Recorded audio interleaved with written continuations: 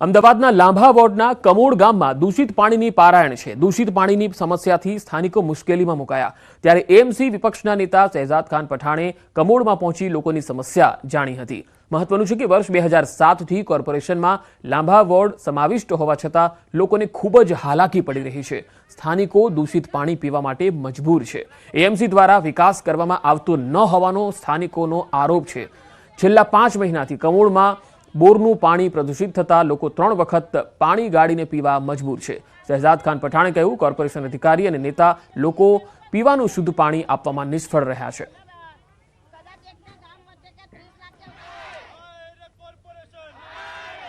અમદાવાદના લાંભા વોર્ડમાં કમોડ ગામમાં અત્યારે હું છું, મારી પાછળ આપ જો તમામ મહિલાઓ છે તેઓ હાથમાં પાણીની બોટલ લઈને વિરોધ કરી રહી છે, કારણ કે આ પાણીની બોટલમાં પાણી જે છે તેની ગુણવત્તા નથી। આપ જુઓ તો તમામ પાણીની અંદર જે કચરો ભળેલો હોય તેવું પાણી આ તમામ લોકોને મળે છે અને તેમને પ્રાથમિક સુવિધા નથી મળતી તેવું તેમનું કહેવું છે। લોકો સાથે વાતચીત કરવાનો પ્રયત્ન કરીશું। બેન, કેટલા સમયથી આ પ્રકારનું પાણી મળે? આ 5-6 મહિનાથી આવે। આમ તો છેલ્લા કેટલા વર્ષથી પાણીની સમસ્યા તો છે જ તેમાં, બરાબર, પણ છેલ્લા 5 મહિનાથી આવું પાણી આવે છે। કોર્પોરેટરો આવે, જ્યારે કાલના અમે આની પાછળ પડ્યા છે એટલે કાલે આવી ગયા અહીંયા, બાકી આજ દિન સુધી કોઈ આવતું નહોતું। ફોન કરીએ એટલે હા આવીશું પણ આવતા જ નથી। આ તો કાલે અમે મીડિયા સુધી પહોંચ્યા અને મ્યુનિસિપાલિટી કોઠા સુધી પહોંચ્યા ત્યારે અહીંયા જોવા આવ્યા અને ફર્યા ને તો ગામ કેવું છે એ બી જોવા ગયા નથી। અને અમારી ગ્રાન્ટ જાય છે ક્યાં? અમારી કમોડની ગ્રાન્ટ કેટલી છે અને કેટલી વપરાય છે એ પણ જોવો, બરાબર। કર્મચારીઓ એકદમ એમ ઊંધું ગાળીને સહી કરી અને પાસ કરી આલે છે, પણ એ પ્રમાણે કામ થતા નથી। અમારી ગ્રાન્ટ કેટલી પાસ થાય છે? મારા ઘરે કેટલા સમયથી આ પ્રકારનો હા, અમારે લગભગ અમારે 10 વર્ષથી આ પ્રોબ્લેમ છે। ખાસ કરીને તો વધારેમાં વધારે 5 મહિનાથી 5 મહિનાથી અમે આવું પાણી પીએ છીએ। 5 મહિનાથી તો અમારે શું કરવું? આજે વિપક્ષ નેતા આવ્યા છે, તમે તેમને રજૂઆત કરી? હા, રજૂઆત અમે કાલે ત્યાં ઓફિસમાં જઈને રજૂઆત કરી, બરાબર। અમે રજૂઆત કરી, બરાબર, રજૂઆત કરી એના વિડીયો જોયા પછી અહીંયા કોર્પોરેટર દ્વારતા થયા તે વગર એમને પહેલા એમને આવવાની ફરજમાં નથી। અચ્છા, તમે જે આ પ્રકારે પાણી અહીંયા ભર્યું છે, આવું જ પાણી ઘરમાં હા, આ જ પાણી આવે। દેખો બેન, મને 4 પથરીનું ઓપરેશન મેં કરાવ્યું છે। આ જ પાણી પીવાથી 3 મહિનાની અંદર 4 ઓપરેશન થયા છે। હું લેડીઝ થઈને મને આટલી તકલીફ છે તો અમારા જેન્ટ્સને કેટલી તકલીફ થતી હશે બેન આ પાણી પીવાથી? 3 દિવસ સુધી આ તમામ લોકો છે તેઓ પાણી મૂકી રાખે, કચરો નીચે બેસી જાય ત્યારે પાણી પીવા તેઓ પામે છે। આ પ્રકારની પરિસ્થિતિને કારણે ખાસ કરીને અમદાવાદના શહેરીજનો સવાલ પૂછી રહ્યા છે કે શું તેઓ અમદાવાદના નાગરિક છે કે કેમ। कैमरामैन शैनिक मेहता साथ दीपिका कुमार, न्यूज़ 18 गुजराती, अहमदाबाद। जो बोर का पानी दिया जा रहा है वो बोर का पानी भी आप देख सकते हो। मैं मीडिया के माध्यम से अहमदाबाद म्युनिसिपल कॉर्पोरेशन के अधिकारियों को बताना चाहता हूं कि ये जो पानी है ये पानी कमोड गांव की जनता को दिया जा रहा है। एक तरफ 12,000 करोड़ रुपए के बजट से यदि आप अहमदाबाद शहर की जनता को इस प्रकार का पानी देते हो तो मैं उन अधिकारियों से पूछना चाहता हूं कि यदि उनके घर में इस प्रकार का पानी आता होगा तो क्या उनके परिवारजनों को ये पानी वो पिलाएंगे कि नहीं पिलाएंगे? ત્યાં અત્યારે હાલ બોરથી જ પાણી આપવામાં આવે છે, એટલે કમોડની આજે ફરિયાદ હતી જે એ કમોડની અંદર પાણી નીચેથી જે આવે છે તો એની અંદર રેતાળ એટલે કે રેત જે ખેંચી લે છે, જે મોટર ચાલે તો પાણીની સાથે રેત પણ આવે છે, એટલે એનું પ્રમાણ થોડુંક વધારે છે। એટલે આજે કમિટીની અંદર એ ચર્ચા થઈ તો તમામે જગ્યાએ આપણે નર્મદાનું પાણી અત્યારે આપણી પાસે જે છે એ નર્મદાનું પાણી કેવી રીતે આપણે એ લોકોને આપી શકીએ એવી યોજના બનાવવાની આજે સૂચના આપી છે। તો પ્રદૂષિત પાણી મુદ્દે લાંભાના જે નાગરિકો છે એ આ પ્રકારે રજૂઆત કરવા માટે પહોંચ્યા છે। હવે જોવાનું છે કે ક્યારે તેમનો હલ આવે છે। અમદાવાદના પશ્ચિમ વિસ્તારમાં આવેલ વીએસ હોસ્પિટલ પાસેના મ્યુનિસિપલ સ્મશાન ગૃહને પીપીપી ધોરણે રીડેવલપ કરવામાં આવશે। સ્મશાનમાં કચરા વ્યવસ્થાપન, અગ્નિદાહના ધુમાડાનું વ્યવસ્થાપન, અગ્નિદાહની પ્રક્રિયાને લીધે સ્મશાન ગૃહની અંદર અને બહાર વાતાવરણ યોગ્ય કરવાનું વ્યવસ્થાપનનું આયોજન છે। અગ્નિ સંસ્કારની પ્રક્રિયા દરમિયાન લોકો બેસી શકે તે માટે લેન્ડસ્કેપ ડિઝાઇન કરવામાં આવશે। જોકે શહેરમાં 24 સ્મશાન ગૃહ આવેલા છે, જેમાં વાડજ ખાતેના સ્મશાન ગૃહમાં ડેવલપમેન્ટની કામગીરી પૂરજોશમાં થઈ રહી છે। અન્ય સ્મશાન ગૃહ જેવા કે જમાલપુર સપ્તઋષિ સ્મશાન ગૃહ, સાબરમતી અચેર સ્મશાન ગૃહ તથા હાટકેશ્વર ખોખરા સ્મશાન ગૃહ, નરોડા સ્મશાન ગૃહને પણ ડેવલપ કરવાનો નિર્ણય કરવામાં આવ્યો હતો। વીએસ હોસ્પિટલની પાછળ વીએસ સ્મશાન આવેલું હતું. એનું 9,56,56,00,000ના ખર્ચે કોન્ટ્રાક્ટરને ટેન્ડર આપણે આપેલું હતું. એ ટેન્ડર રદ કરી અને આપણે પીપીપી ધોરણે ટોરેન્ટ પાવરના લગભગ 18 કરોડના ખર્ચે અત્યંત આધુનિક આદર્શ મોડેલનું સ્મશાન ગૃહ બનવા ટોરેન્ટ બનાવી રહ્યું છે. સુરત ભાજપના મહિલા મોરચા વોર્ડ પ્રમુખ દીપિકા પટેલના આપઘાતનો મામલો રહસ્યમય બનતો જઈ રહ્યો છે. આ મામલે કોર્પોરેટર ચિરાગ સોલંકીની 3 કલાક સુધી પૂછપરછ થઈ. ચિરાગ સોલંકી ઉપરાંત ડોક્ટર અક્ષયની પણ પોલીસે પૂછપરછ કરી. ઉલ્લેખનીય છે કે આપઘાત પહેલા દીપિકા પટેલે ચિરાગ સોલંકી સાથે અંતિમ વખત ટેલિફોનિક વાતચીત કરી હતી. તેઓ પોતે તણાવમાં હોવાનું જણાવી રહ્યા હતા. દીપિકા પટેલનો મોબાઈલ ફોન ફોરેન્સિક તપાસ માટે પણ આપવામાં આવ્યો છે. ફોરેન્સિક વિભાગની ટીમે સમગ્ર ઘરમાં ઝીણવટભરી તપાસ હાથ ધરી. આ તરફ મૃતક દીપિકા પટેલના પરિવારજનોએ કોઈ પણ કારણ રજૂ કર્યું નથી. આ મામલે પોલીસ ઝીણવટભરી તપાસ કરી રહી છે. રાજકોટમાં મનસુખ સાગઠિયા પરિવારને મળવાનો જે મામલો હતો, કોર્ટમાં પરિવારને મળવા મુદ્દે તપાસના આદેશ છૂટ્યા છે. પોલીસ કમિશનરે આ તપાસના આદેશ આપ્યા છે. પોલીસ કર્મીએ પરિવાર સાથે મુલાકાત કરાવી હતી. પીઆઈ અને 2 કોન્સ્ટેબલ સામે તપાસના આદેશ થયા છે. પોલીસ કર્મીઓ સામે પગલાં લેવાય તેવી શક્યતા જોવાઈ રહી છે. મોરબીમાં રેન્જ આઈજી, જિલ્લા એસપી તેમજ ધારાસભ્યની ઉપસ્થિતિમાં લોક દરબાર યોજાયો. વ્યાજખોરોનો ત્રાસ અને કોઈ પણ પ્રકારની રજૂઆત મામલે લોકોને બોલાવવામાં આવ્યા હતા. આ લોક દરબારમાં અનેક લોકોએ પોતપોતાની અલગ અલગ સમસ્યાઓ અંગે રજૂઆત કરી. ધારાસભ્ય કાંતિ અમૃતિયાએ પોલીસને સાથે રાખી અને તમામ સમસ્યાના નિરાકરણની ખાતરી આપી હતી. પોલીસે અરજદાર કે ફરિયાદીને પૂરતો સાથ સહકાર આપવાની ખાતરી આપી. સાથોસાથ મોરબીમાં ટ્રાફિકના પ્રશ્ન અંગે પણ રજૂઆત આવી હતી. તેના માટે પોલીસ આગામી સમયમાં એક્શન પ્લાન તૈયાર કરશે, સમસ્યાનો ઉકેલ લાવવા પ્રયત્ન કરશે.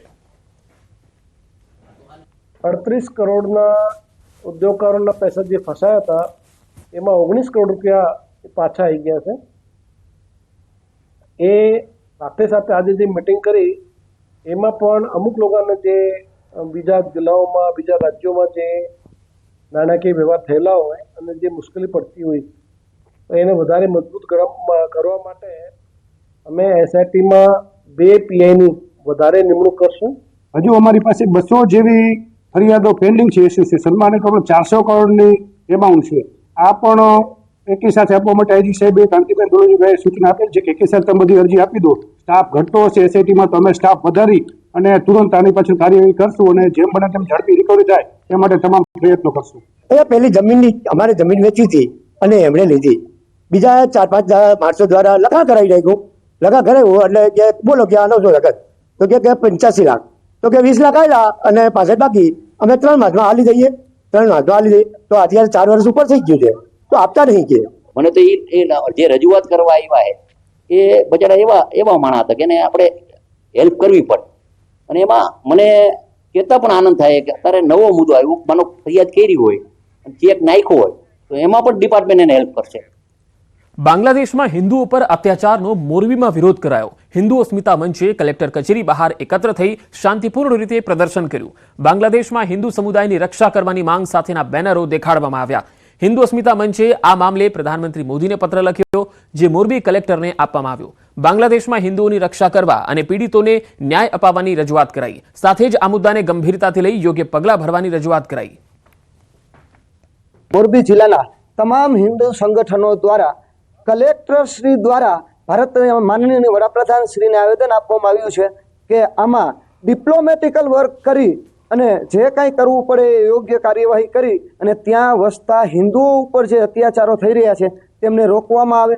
ખાસ કરીને ત્યાંના ઘરમાં પુરુષોને મારીને બહેનો ઉપર અત્યાચાર ગુજારે છે અને તેને ધર્માંતરણ કરવા માટે દબાવ આપવામાં આવે છે. તો ખાસ કરીને અત્યાર સુધી આશરે 10,000 જેટલા બાંગ્લાદેશમાં હિન્દુ માતાઓ બહેનો ઉપર અત્યાચાર ગુજારીને તેટલા આશરે એટલી સંખ્યામાં હિન્દુઓના માતા બહેનો ઉપર અત્યાચાર ગુજરી રહ્યો છે. તો અમારી એક જ માંગ છે કે તેના ઉપર રોક આવે અને હિન્દુઓને ટાર્ગેટ ના કરે. રાજ્યના વધુ સમાચારો પર નજર કરીશું. હાલ રોકાઈશું એક બ્રેક માટે.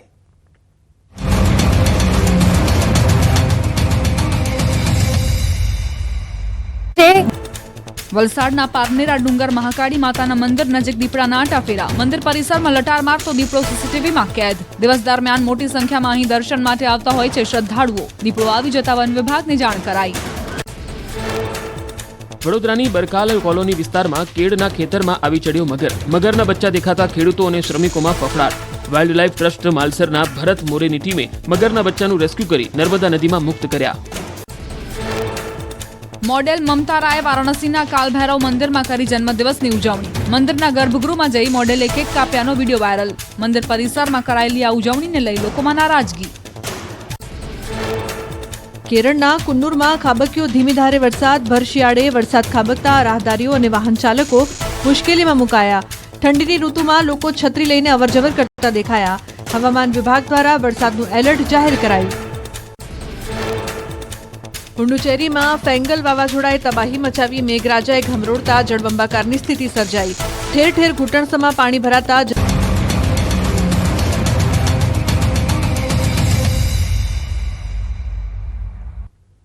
Welcome back. રાજ્યના અલગ અલગ વિસ્તારોમાંથી આવી રહ્યો છે એક જ અવાજ, પાણી આપો, પાણી આપો.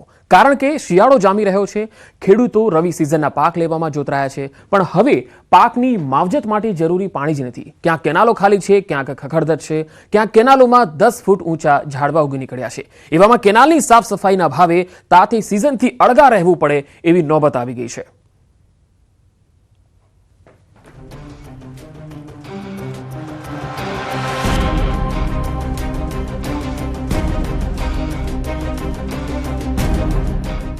કૂવા કાંઠે તરસ્યા. કેનાલ છે પણ પાણી નથી. ખાલી કેનાલો પણ ભરેલી આશા. ચોમાસું ગયું ને રવિ સિઝન આવી ગઈ પણ પાણી ના આવ્યું. આ વિસ્તાર એટલે રાજ્યનો છેવાડાનો વિસ્તાર અને તેને એ મુજબ જ છેવાડે રાખવાની નેમ જાણે તંત્રએ લીધી હોય તે રીતે વર્તે છે. છોટાઉદેપુર જિલ્લાના ક્વાંટ તાલુકાના નળવાંટ ગામે ખેડૂતો પાણી માટે સૂત્રોચ્ચાર લગાવી રહ્યા છે.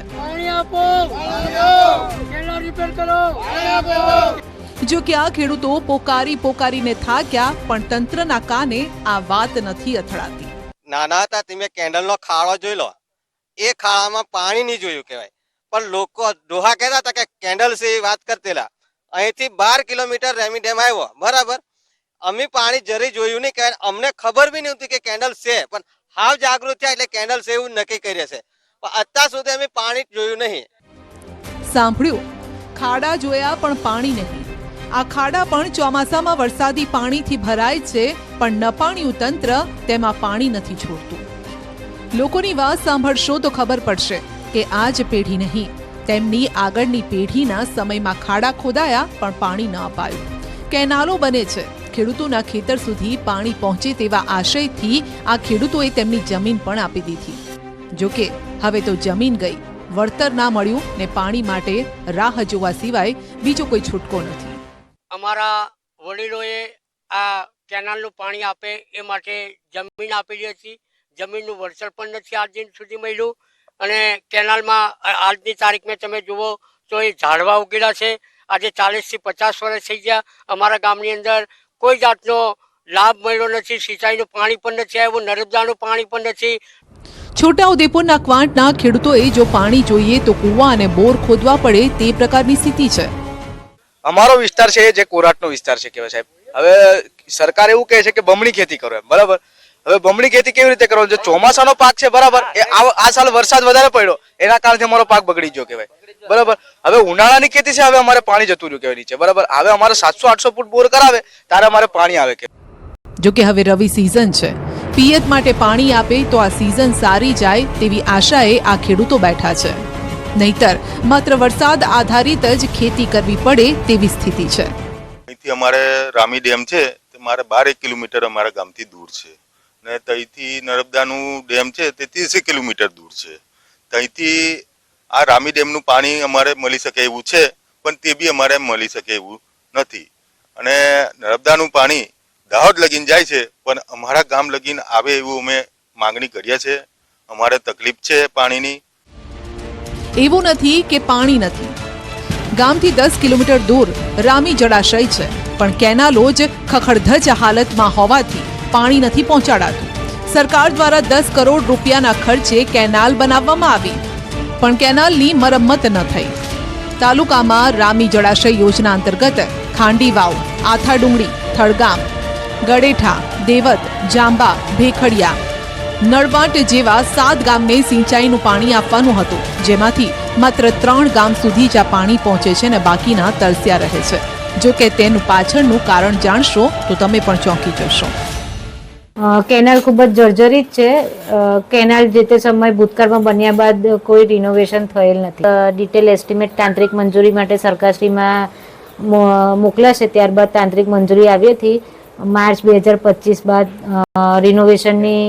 કેનાલ રિનોવેશનની કામગીરી શરૂ થશે. એક જિલ્લો કે તાલુકાની વાત નથી, બીજા જિલ્લામાં પણ અમે આપને લઈ જઈએ.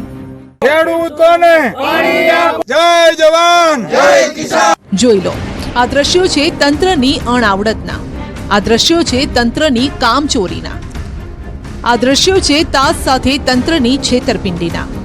પહેલી નજરે જોતા આપને લાગશે કે આ કોઈ વન વગડો કે અલાયદું ખેતર હશે જ્યાં ખેડૂતો ઊભા છે, પણ આપને જાણીને નવાઈ લાગશે કે આ કોઈ ખેતર નહીં પણ નહેર છે. જી હા, ખેડૂતના ખેતર સુધી પાણી પહોંચાડતી કેનાલ, પણ આ તો સાવ સૂકી ભટ્ટ છે.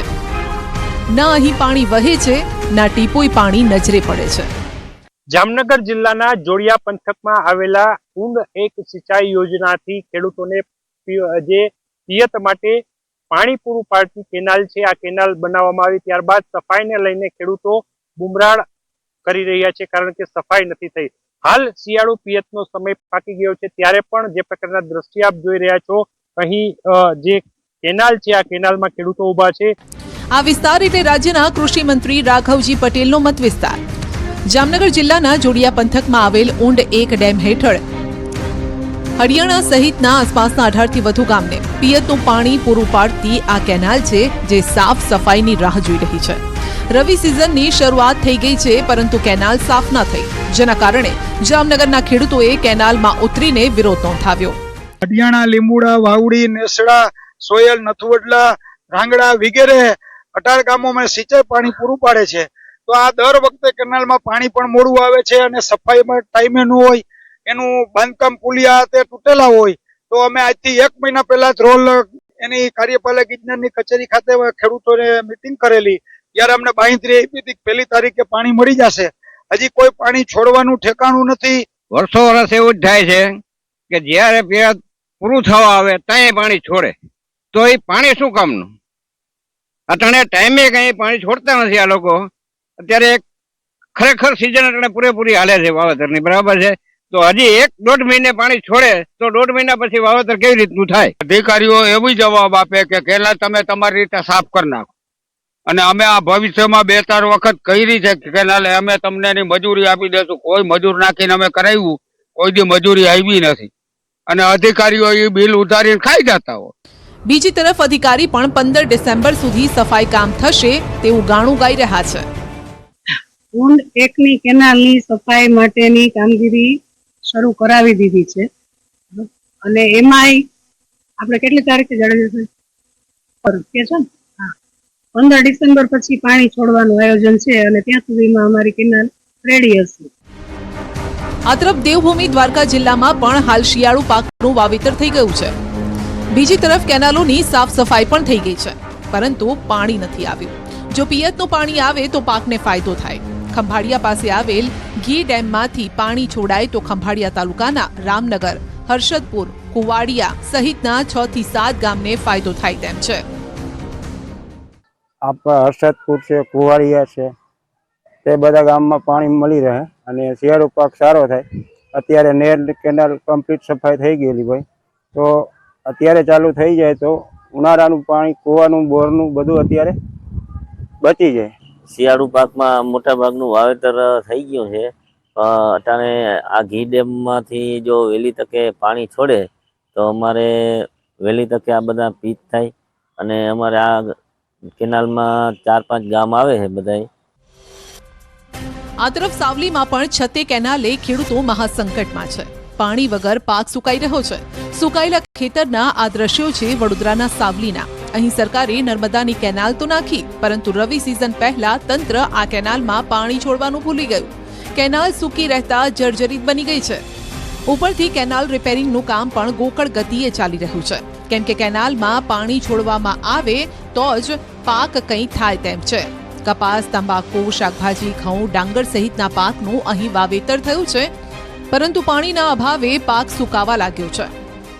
3 વારના એરિંડા કર્યા છે. વરસાદ બહુ કારણે અમારા 3 વારના એરિંડા ઘટાડ્યા છે. અત્યારે રવિ પાકનો સિઝન આવી ગયો છે.